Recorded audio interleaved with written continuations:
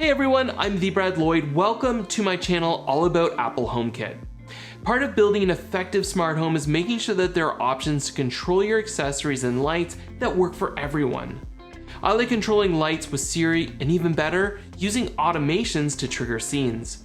But still, neither of these options replace the ease of hitting a button to control lights, especially when it comes to friends and family members who may come to visit and are not familiar with your smart home. Today we're going to take a look at the Philips Hue Dimmer switch. I have 4 of these in my smart home and I've had them for a couple of years now.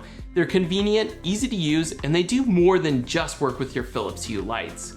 I just picked up the newest version of the Philips Hue Dimmer switch, which was released earlier this year, so we'll also go over the differences between the original version and the newest version. So let's take a closer look at this and you can decide if this deserves to be in your smart home.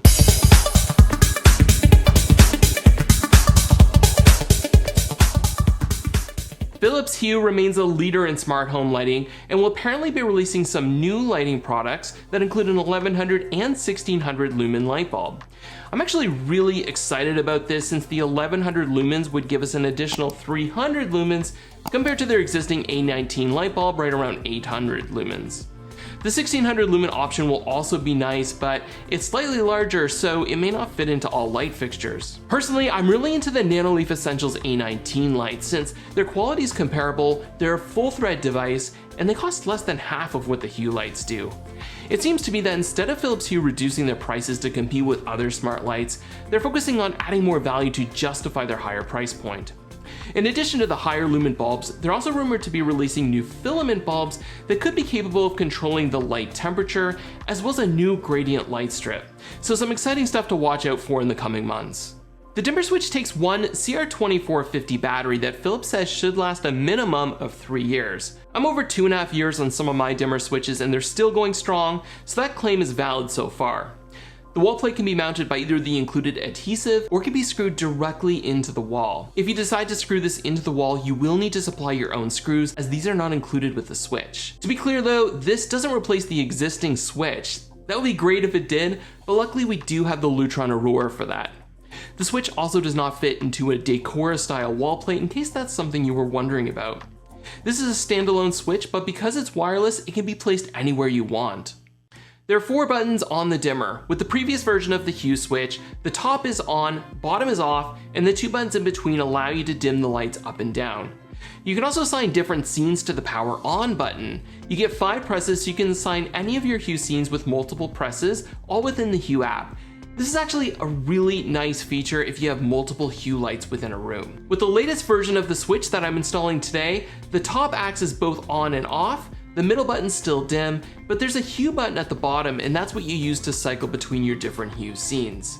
These can be easily configured within the Hue app. The latest switch also allows for time-based modes, which is a really nice addition. For example, during the day you may want bright lights, something colorful in the evening, and dimmed lights at night.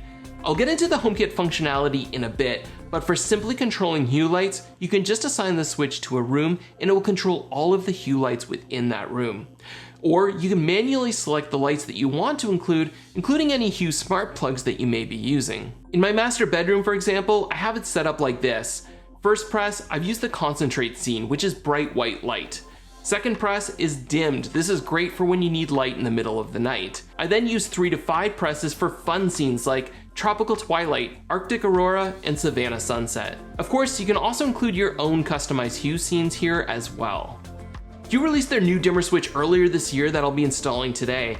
As you can see, it looks slightly different with a more rounded design and slightly different labeling like the Hue button that I mentioned earlier. The wall plate is also slightly wider with the new dimmer, and it's more of a matte finish as opposed to glossy on the original. The newest switch also has a raised line on the power button to maybe make it easier to find in the dark. Currently I have one of these dimmers set up in all 3 of our bedrooms, and they work well because I have Hue lights installed in each of these rooms. I already mentioned earlier how I have the different presses set up, which is customized in the Hue app. But the off button I actually have programmed to turn off all of the lights in the room, including our closet lights, which are not Hue lights.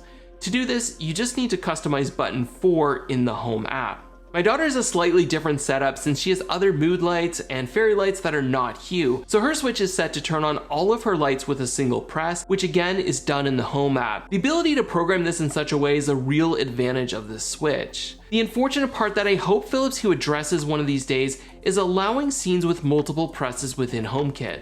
Currently, this only works with Philips Hue accessories using the Hue app. So within HomeKit, you can program some or all of those 4 buttons of the dimmer switch to control different scenes. You just don't have the options to set different scenes for multiple presses. To do this, just leave the buttons unconfigured in the Hue app and then program the scenes you want within the Home app. The other place I have a Hue dimmer is in my basement stairwell. This is not the most traditional place for a switch like this, but one day I just had a couple of extra Hue bulbs laying around, so I installed them in the stairwell with an Eve motion sensor. When motion is detected, the stairwell lights turn on, as well as my LUTRON Caseta lights in the basement. The stairwell lights turn off automatically after a couple of minutes, but the basement lights remain on since someone could still be in the basement. The Hue dimmer just provides an additional switch to turn off the basement lights as we're coming up the stairs. So today I'm going to be setting up this new switch in our kitchen since we have a lot of Hue lights installed here, including in our pantry, the pot light over the sink, the pendant lights, and the light strip along our kitchen island. The dimmer switch will just provide one more way to control these lights and make our lives a little bit easier. Installation is really easy, like with most Hue products. From the Hue app, you want to click Settings, Accessory Setup, and Add Accessory. I'm then going to select the Hue dimmer switch right at the top. Since this is the newer switch with the Hue logo, I'm going to select Yes here. You then need to press the on button for 3 seconds until you see the lights start to blink. Then you're basically done. Once it's installed, you can select the room and the lights, you can rename it and customize the different Hue scenes, or just leave it as is and do all of the setup within the Home app.